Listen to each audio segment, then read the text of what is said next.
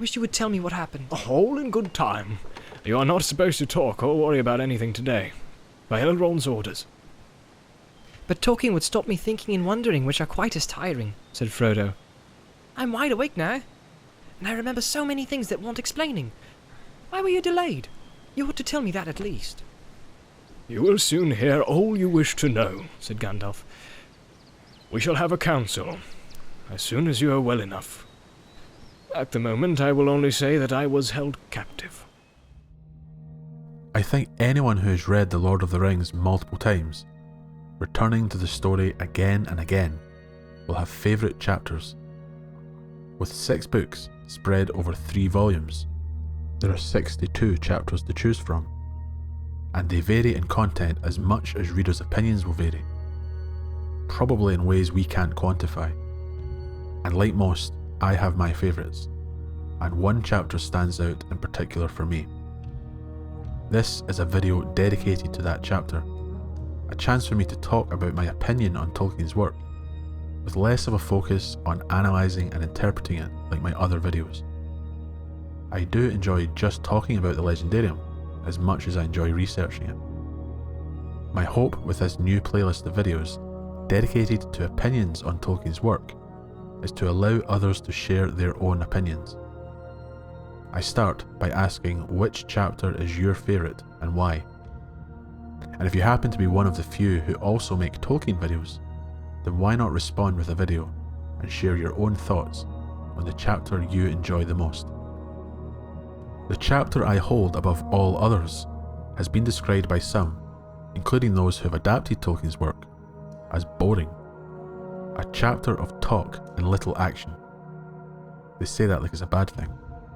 But for me, I see Tolkien as more than just plot or story, and certainly more than action or battles. I view his work as a collection of myths and legends, with different versions, and open questions that will never be answered. The chapter I'm going to talk about is a masterclass in exposition, foreshadowing, and world building. The entire mythology benefits from this one chapter, and the depth of Tolkien's secondary world is demonstrable in this 16,000 word mammoth chapter of lore, history, and discussion. If you have guessed that I am speaking about The Shadow of the Past, then you're wrong, though that is another favourite. I am of course speaking of the Council of Elrond. That is the purpose for which you are all called hither. Called, I say. Though I have not called you to me, strangers from distant lands, you have come and are here met, in this very nick of time, by chance as it may seem, yet it is not so. Believe rather that it is so ordered that we, who sit here and none others, must now find counsel for the peril of the world. Now, therefore, things shall be openly spoken that have been hidden for all but a few until this day. At first, so that all may understand what is the peril. The tale of the ring shall be told from the beginning even to this present. And I will begin that tale, though others shall end it. You will soon hear all you wish to know. We shall have a council. These are the words spoken by Gandalf to Frodo as the Hobbit recovers in Rivendell following his journey from the Shire to the home of Elrond in Imladris. It is also a reference to the Council of Elrond. This is found in Volume 1, The Fellowship of the Ring, specifically Book 2, Chapter 2. Here, I will speak of why this chapter appeals so much to me, and what makes it stand out, how and why it has arguably been underappreciated when it comes to adaptations of Tolkien's story, and you will notice that every now and again I will pause to summarise this chapter, and hopefully aid in explaining just how important this chapter is, not only to the novel, but even the Legendarium itself. The dwarves speak of Moria, or Khazad-dûm, and its silence for decades following an attempt to recolonise it. This becomes important in future chapters and events, specifically the emergence of the Balrog and the fall of Gandalf, all leading to Aragorn becoming the de facto leader of the Fellowship. developing his own character as he doubts the choices he makes as a leader in the absence of Gandalf. The chapters surrounding Moria also help us gain more of an understanding of the culture of dwarves, the often forgotten about race in Tolkien's Legendarium. Mordor has been in contact with the dwarves, and rings of power have apparently been offered in exchange for news about a race called hobbits and one called Baggins. The messenger at the gate shows us that the threat exists outside the events we've experienced in Book 1, far from the realms the hobbits have journeyed in, from the Shire to Bree, Weathertop and Rivendell. Even the dwarves in faraway lands are feeling the change in the world, the pressure of Mordor. The Council of Elrond chapter is probably the best example of the issues surrounding adaptations of The Lord of the Rings. As said, it is 16,000 words long, the longest chapter of the story by a distance. The runner-up is still 3,000 words shorter, and with its name you've probably guessed it is a council, and consists mainly of talking. This works in Tolkien's story because Frodo's quest to destroy the One Ring is one part of the tale, obviously a very important one, but the council chapter allows Tolkien to dive into the wider mythology, with speakers of different races and travellers from distant lands given their moment to speak, with their varying levels of understanding and knowledge of the situation. This may not move the plot forward, which is often the excuse used when it comes to disdain towards the Tom Bombadil chapters of Book 1. But The Lord of the Rings isn't just plot. This is why Tolkien is so vivid in his descriptions, and why there are so many songs and poems throughout all 6 books. We are basking in world building, the culture and history of Middle-earth. We can take our time to appreciate it, and experience it through different forms of creative writing. If The Lord of the Rings was only about Frodo and his journey to Mount Doom, we would lose so much of the novel. Elrond gives us a history lesson in the forging of the Rings of Power in the Second Age, including the creation of the One Ring, in even greater detail than Gandalf earlier in the story. We learn new information at the same time as other figures at the council. More detail about Sauron himself, elves, the destroyed realm of Eregion, and of Celebrimbor. We are told of the last alliance of elves and men, the union against Sauron at the end of the Second Age, formed and led by the High Kings Elendil and Gil-galad. Sauron's defeat is explained to us, and the fate of the One Ring, when Isildur took it after the fall of the High Kings and Sauron. A tale worthy of its own book, but we receive details in this chapter. Understandably, adaptations must condense, and there has to be a central plot. I'm not arguing that the Council of Elrond should have been an hour of screen time, though I clearly would love that, but by condensing it to focus only on the ring, briefly at that, we are reducing the longest chapter of the novel to minutes of screen time. The unfilmable quality of Tolkien's Legendarium remaining unfilmable. The parts that appeal to me the most not being shown on screen. It makes the scope of Middle-earth seem that much smaller. The world and its history suddenly don't feel so vast and ancient. Not a criticism of the filmmakers themselves, but perhaps a limitation of the medium itself. We shouldn't kid ourselves. Adaptations are not made for book readers, but for general audiences. Do you agree that the Council of Elrond has not yet been appropriately shown on screen? Or is it too difficult to do it justice on screen? Once again demonstrating that to appreciate Tolkien fully, you have to break out the books. Elrond speaks of the One Ring being lost in the great river Anduin, and we learn of the downfall of the realms of the men of Westernesse, the slow decline in their bloodlines over centuries, and how the Dark Lord was once again able to slowly gain his power in Mordor. More lore and history for us to absorb in detail. Boromir is introduced and speaks of a dream, the sword that was broken. Isildur's Bane, and halflings. Here we are introduced to Aragorn fully, no longer just Strider. He is a descendant of Isildur, and bearer of the legendary sword once carried by Elendil, that took the ring from Sauron, the sword that will be reforged. Isildur's Bane is revealed as the One Ring, and Frodo for the first time shows the One to the Council. The Council of Elrond succeeds in providing us with so much detail through natural conversation and sharing of knowledge. Many characters are introduced who will play important roles, but we are even reintroduced to characters in some way. Elrond does not seem like the same Elrond from The Hobbit.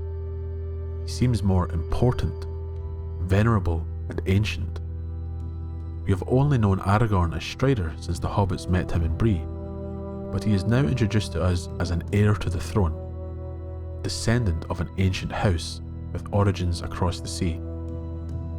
Even the wizard Gandalf, so familiar to us from The Hobbit, seems more noble, wisdom emanating from him throughout the council, hinting that the matter of Sauron and the ring is the reason he is in Middle-earth. In this chapter of Talking, we have foreshadowing, tasteful nods to the Hobbit story that nowadays, if written, would be handled as pointless fan service, but not here. Ancient and more recent history, tales of current events in far-off places, and even the solving of some mysteries and hard questions, not only for us as readers, but for other members of the Council. Frodo and Bilbo recount their part in the history of the ring, and how they and it have been led to this place. Tolkien, in clever fashion, even has Bilbo account for discrepancies in Tolkien's earlier story, The Hobbit, regarding how he came to obtain the ring from Gollum. Gandalf explains to us his investigation into the One Ring, how he knows it is the One Ring. It is never just assumed by everyone to be this mythical object of Sauron. He speaks of the Dark Lord as the necromancer of Mirkwood we remember from The Hobbit, the hesitancy of the wizard Saruman, the head of Gandalf's order, in challenging this necromancer in the past, and Sauron's eventual departure from Mirkwood to Mordor when he was fully revealed again. What I find remarkable about this trove of detail and information is that it is given to us naturally. It feels right that all of these figures from around Middle-earth know what they know and wish to find out what they don't. Nothing is assumed, with certain wise figures able to answer these hard questions. Many authors fail when it comes to providing us with backstory and information about the world in which their story takes place. Tolkien doesn't, and he manages to form this chapter about the world he has created, as if we are sitting in the council, hearing the information being told to us by the lore masters of that world. This is one aspect of Tolkien's genius that just isn't talked about enough. Gandalf discusses the long search for Gollum, the one who bore the One Ring before Bilbo. We learn of Denethor, father of Boromir, of Minas Tirith, and the Scroll of Isildur, the words written by the first figure to hold and claim the One Ring of Sauron after the Dark Lord himself. Gandalf fills in the gaps of history for others, and Denethor becomes an important figure in Volume 3 of The Lord of the Rings. Aragorn details the capture of Gollum, and another future member of the Fellowship is introduced, with the elf Legolas telling the council of the escape of Gollum from his father Thranduil's realm of Mirkwood. Do I have to stress the important role of the figure Gollum in the rest of the story? Tolkien, of course, goes into great detail throughout the novel, but perhaps the only other chapter to approach this level of detail is the second chapter of the story, The Shadow of the Past, mostly consisting of a conversation between Gandalf and Frodo, as the importance of the golden ring left to Frodo by Bilbo is revealed. What differs with the Council of Elrond is that many figures take centre stage, from dwarves to hobbits, wizards, elf lords and elves from distant realms, and men from kingdoms many leagues from Rivendell. In many of these cases, their stories are told to us as if we are witnessing them, and not in the third person, such as Glóin speaking of the evil messenger of Mordor at the gate, or Isildur's scroll being discussed as if Isildur himself were reading it to us out of the past, and the treachery of Saruman detailed by Gandalf as if we were in Orthanc bearing witness to it. There's nothing wrong with a chapter lacking so-called action or set pieces, but these moments and details make the Council of Elrond more than people sitting around talking. We are transported into different periods and places. This chapter is Middle-earth. The mysterious figure of Saruman is described by Gandalf, his treachery, and role as a main antagonist of the story going forward. The Grey Wizard describing his escape from Orthanc after refusing to join or aid Saruman in obtaining the One Ring. The eagle, Gwaihir, saves Gandalf, and the wizard then finds himself in a location that becomes important in Volume 2, Rohan, the home of the Horse Lords. There he leaves with the legendary horse Shadowfax and finds himself in battle with the Nazgul at Weathertop. The council as a whole discuss what to do with the One Ring, and the elf Eristor speaks of Tom Bombadil, the curious master of the Old Forest from Book 1. Boromir importantly discusses using the One Ring against Sauron, and we hear talk of the three rings of the elves, and what could happen to them if the One Ring were destroyed. An important detail when it comes to the dawn of the Fourth Age, but more importantly, Boromir's words foreshadow his fate later in the story. Gandalf speaks of Sauron, and the idea that Sauron would believe that anyone with power would choose to wield this ring, telling us about this figure we will never see in person, and again foreshadowing the fate of figures who will be tempted by the ring's power. The threat seems even more threatening now than when Gandalf spoke of the One Ring in Bag End, all the way back in Chapter 2 of the novel. It is the moment in the story when the scale increases dramatically. In Book 1, Tolkien wished for the hobbits to have their own adventure before they reached Rivendell, and they did. From leaving the Shire pursued by ringwraiths, they wander lost in the Old Forest, find refuge with the enigmatic Tom Bombadil, almost meet their doom at the hands of the Barrow Wights, find a new friend in Strider the Ranger at the Inn of the Prancing Pony, face ringwraiths at Weathertop, and make haste for Rivendell and safety. The journey of Book 1 could easily be expanded and turned into its own novel, but the second chapter of Book 2 makes everything bigger. The history and mythology go that bit further, and we realise that the events of this story are but a moment in time within this world, a mere glimpse of its ancientness. All these figures from different races, acting and speaking as if they really do come from different places. It is the chapter that begins the quest to destroy the Ring of Sauron. Everything before is small in comparison to the risks, dangers, and events that will unfold and are unfolding. How can any fan of Tolkien not be excited when reading this chapter? In one of the great moments rarely discussed, Bilbo valiantly offers to take the ring, before Frodo does. A touching moment as the great lords of Middle-earth show their respect towards Bilbo, the humble hobbit. And just as Boromir is going to laugh at him, the laughter dies on his lips as he sees the likes of Elrond, Gandalf, and Glorfindel acknowledging the gesture and showing that this hobbit is worthy of respect. And finally, we come to the moment when Frodo realises he is the one that should go, and volunteers to take the ring, despite not knowing the way to Mordor. He volunteers at a moment when the great figures of the council sit silently with heads bowed when it comes to who should take on the heavy burden. It is at this moment the quest to destroy the Ring of Sauron begins in earnest, ending what I believe to be the greatest chapter of The Lord of the Rings. I have waxed lyrical about this chapter for long enough, and thanks to those who managed to stick around. I could have said more, or just read the chapter from start to finish. But what do you think about the Council of Elrond? Did your opinion change over multiple readings?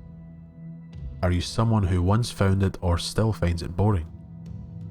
Please leave your thoughts and share your own favourite chapter or chapters of The Lord of the Rings.